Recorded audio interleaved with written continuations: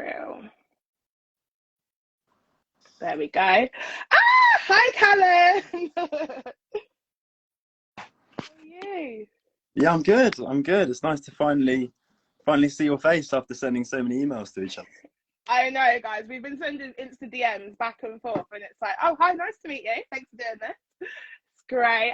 Okay, so everyone's joining on. Oh, Callum, your supporters are coming in their masses. This is so exciting. It's just jumped like 800.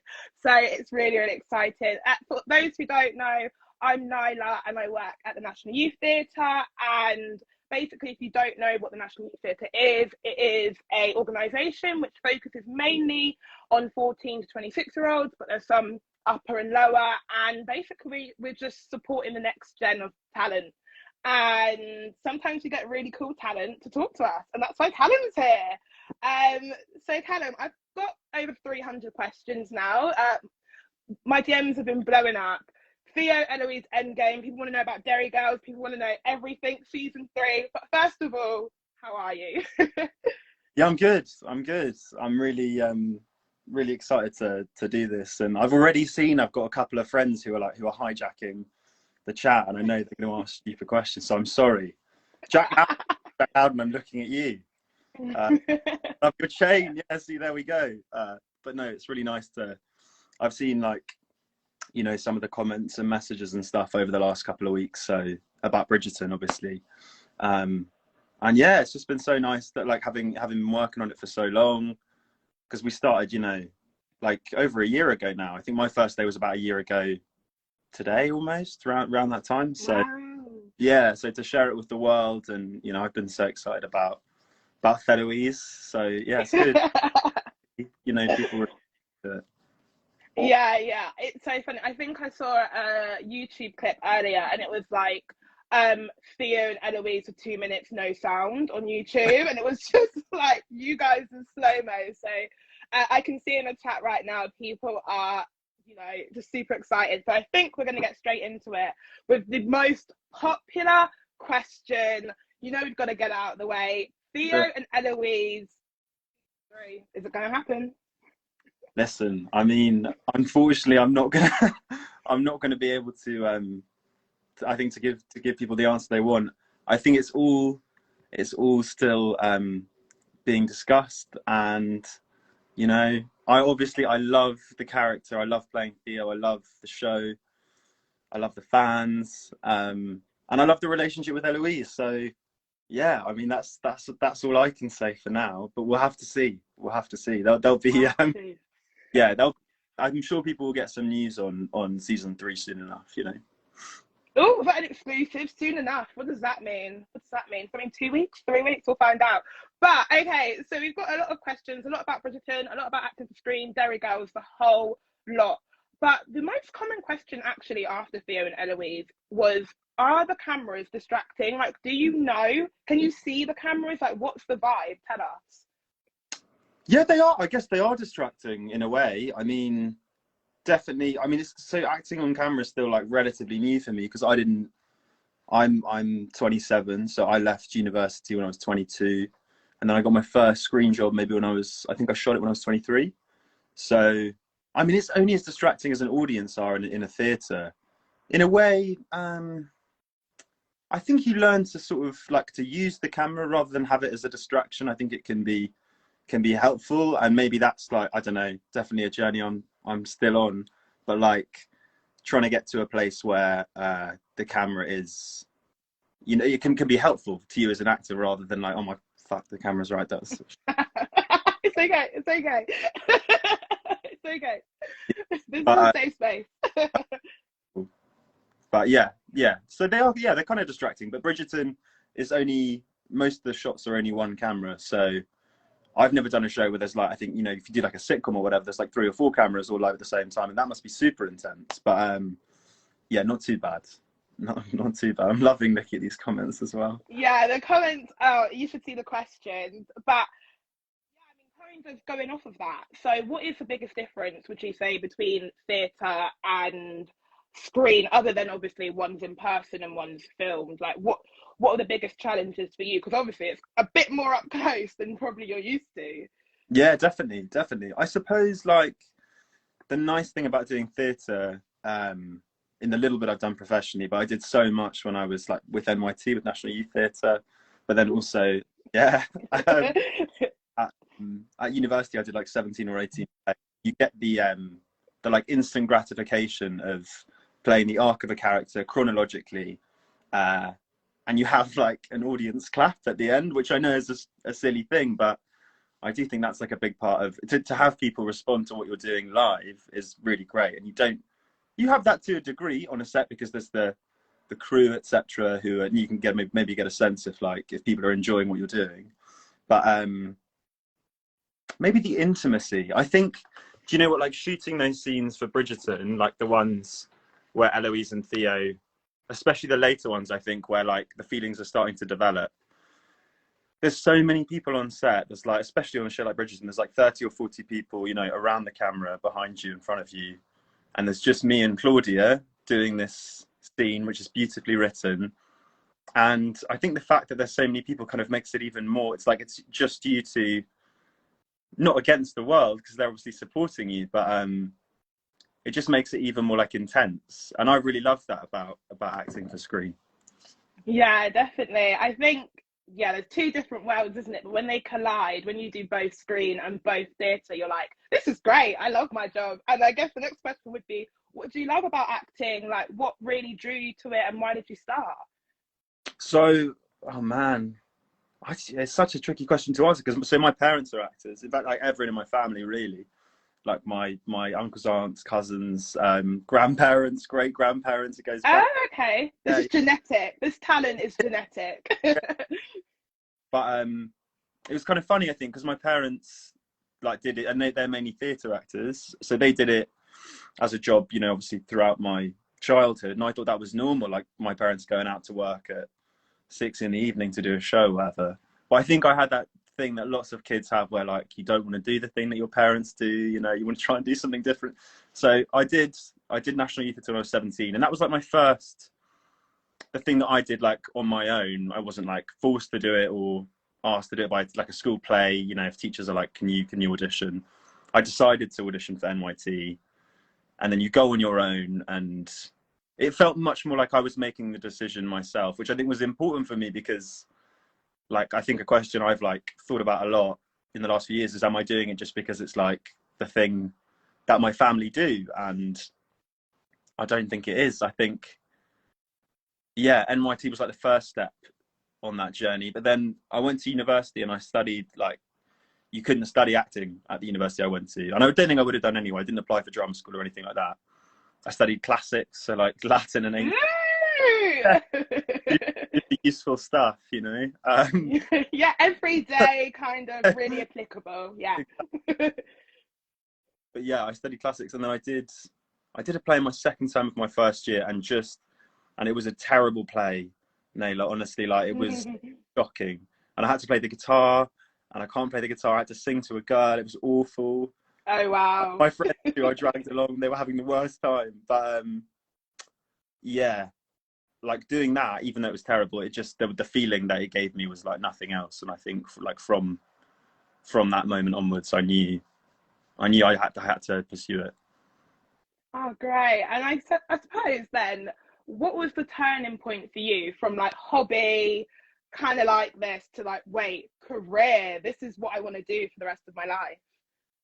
Yeah, I think it wasn't even like a decision really, because I was doing it loads at university and really enjoying it. I was thinking more and more like really enjoying this, and I think if there's a way I can do it for the rest of my life, I'd love to. And then I got really lucky in that I was doing a play at sort of, it's not a student theatre. They do like one or two shows a year at this theatre at the university I went to. And there was an agent who was in the audience. It was like potluck. And then they got in touch. And that was in my second from last year at university. So I had a really lucky and helpful year where I got no jobs. I was auditioning all the time, but I had loads of practice while I didn't have to be my job yet. I was still a student. But okay, like I'm meeting In fact, I say I got no jobs. I got the tiniest job in the world, which was, I mean, Ooh, tell us. basically a glorified extra in Dunkirk. But that was my first. Yeah, but it was really like it's blink and you miss me in the final thing. But it was really that my first meeting was with Christopher Nolan, so I was that experience was invaluable. I think later on when I left, and I was like, well, I can go into these rooms and it's not scary anymore because I've been doing it for a year, you know. Yeah, absolutely. That's crazy. I want anyone to like watch Dunkirk and see if you can find Callum and screenshot it.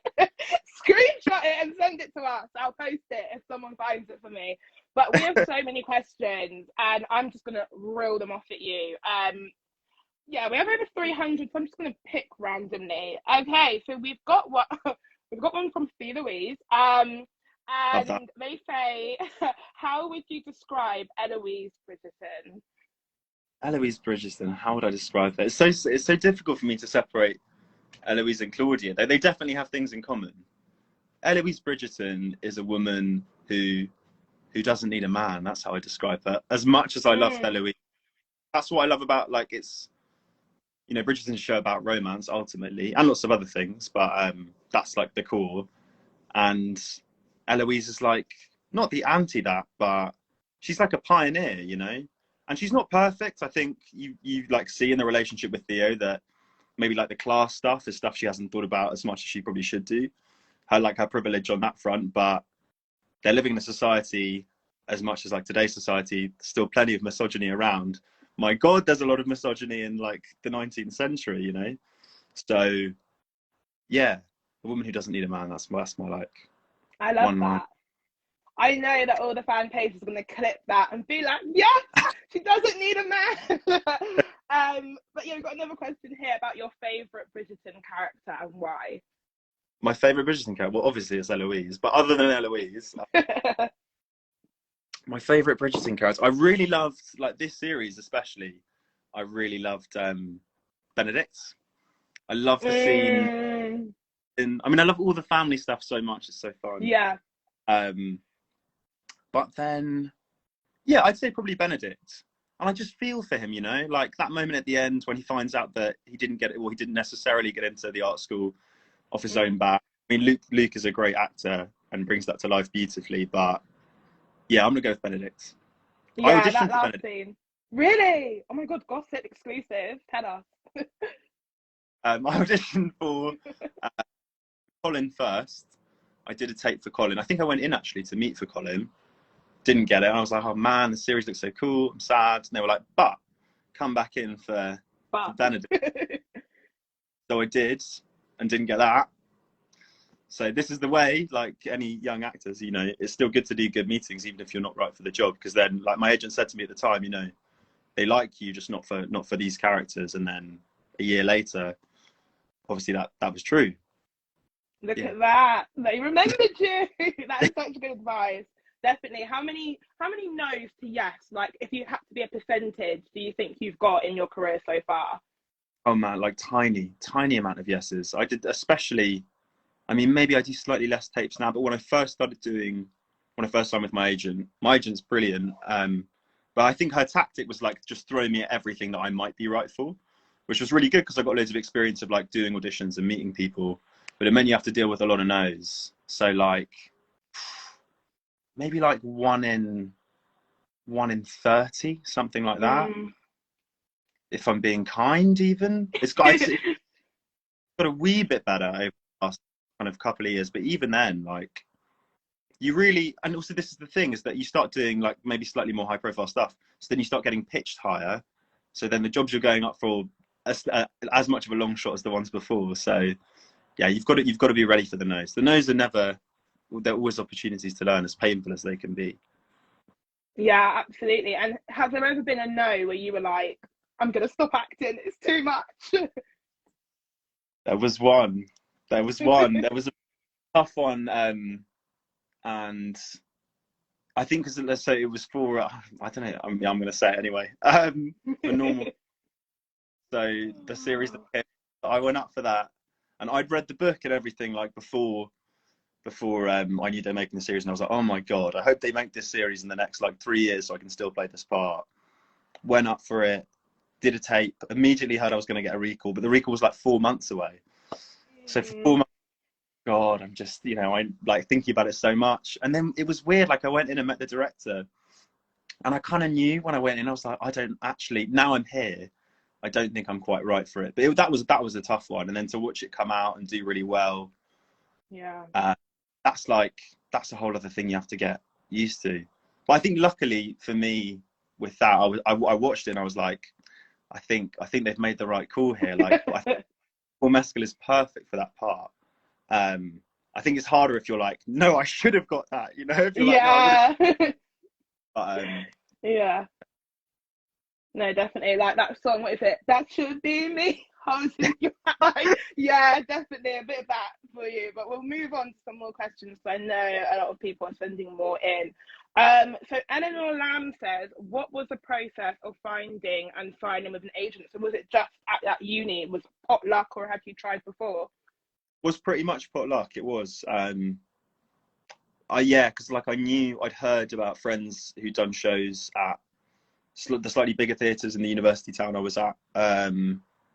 Agents coming, that was like a thing that was around. And then it really was like, because did this agency wanted to sign me, they're an agency in America in fact, and I was like, I'd never heard of them, and they were saying like come out to LA for the summer, which was all really exciting, but a little bit scary as well, because I was 21 and like never been to LA.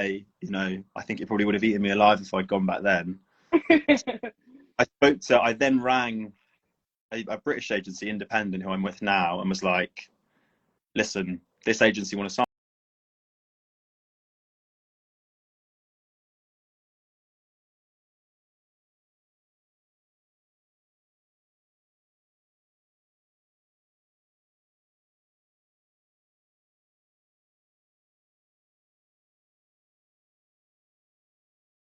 my friends are texting me. I've got to put my phone on mute. It's okay. Yeah, they had a showcase at the end of their last year where agents come and have a look at you. But I think always that, like, from my understanding, is just being in things, right? Like even if they're like fringe things, tiny things, because people are more likely to come and watch you in something than like look at your headshots and read an email and think, yeah, I'm going to sign that person. If they can see what you can do, put a little show reel.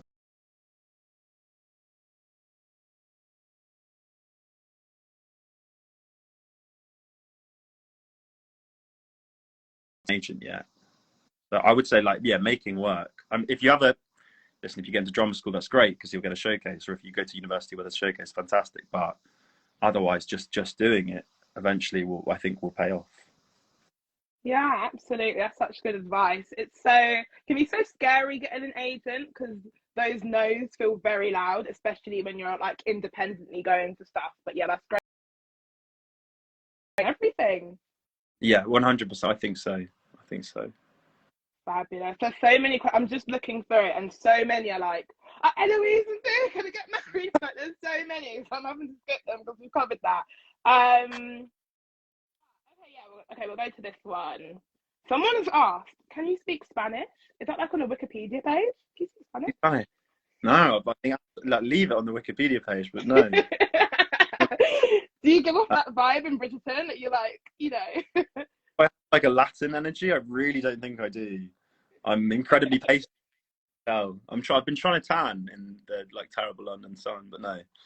I don't speak any Spanish. No. Do you speak any languages? There's so many questions about really you. Open.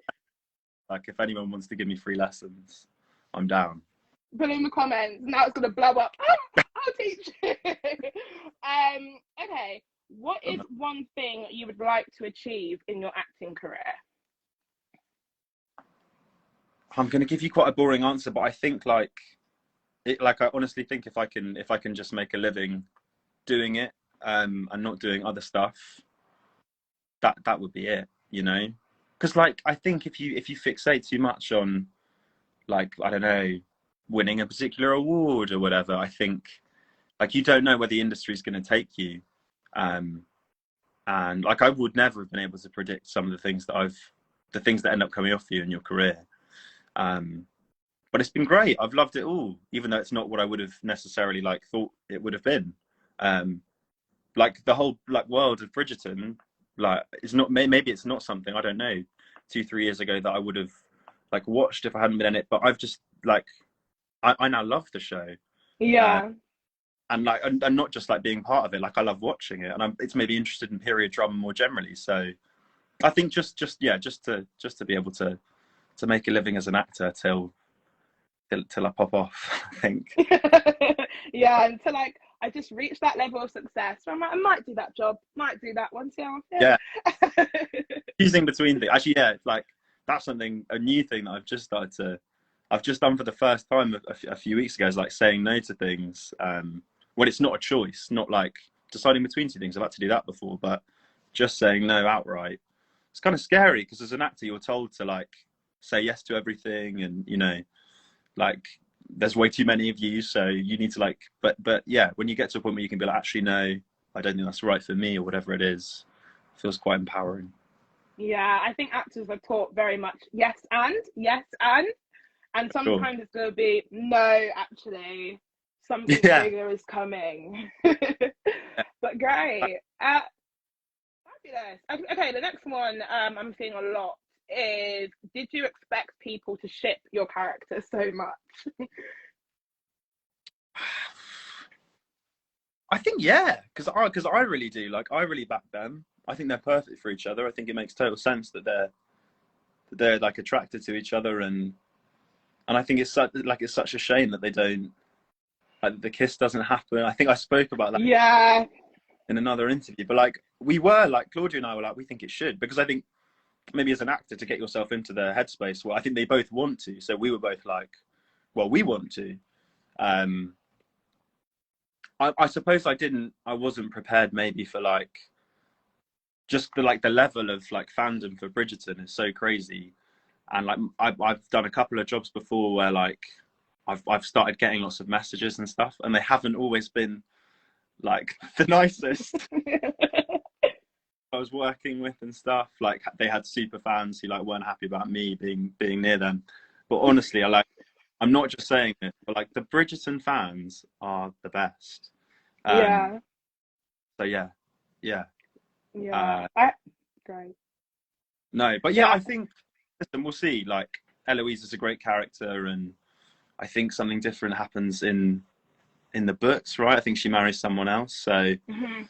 we'll have to see. We'll have to see. But yeah, of course, I ship Eloise fully, 100%, I 100%. love that. I love that for you. Yeah, every comment I've seen has been like, because I believe your character wasn't originally in the book, and you've been added as, part of Netflix's new season. But people are like, no, you now have to get married. We have to see the kiss. That's very essential viewing. Mm. And we need to, I don't know, babies, whatever it might be in the seasons to come. Everyone is like the secret stars of Bridgerton. Like everyone is shipping you to. It's really great to see. But yeah, we're gonna go through some more. There's so many about Bridgerton. Literally everyone is like just loving you. It's really sweet to see. And I will say I haven't seen one negative question, which is really nice. So maybe I think you're Oh, right. Bridgerton fans love you, they're the love best. the Like characters. Yeah. I've got stuff for them, and I haven't like, I'm not like, I don't read all my DMs and stuff, but the ones I've seen or like comments that people have sent me and stuff are just so lovely. So yeah, I love them. I love them. Absolutely. I mean, we've got a question here and said, if you were Theo in real life, back in the era that Bridgerton was set, what book would you recommend?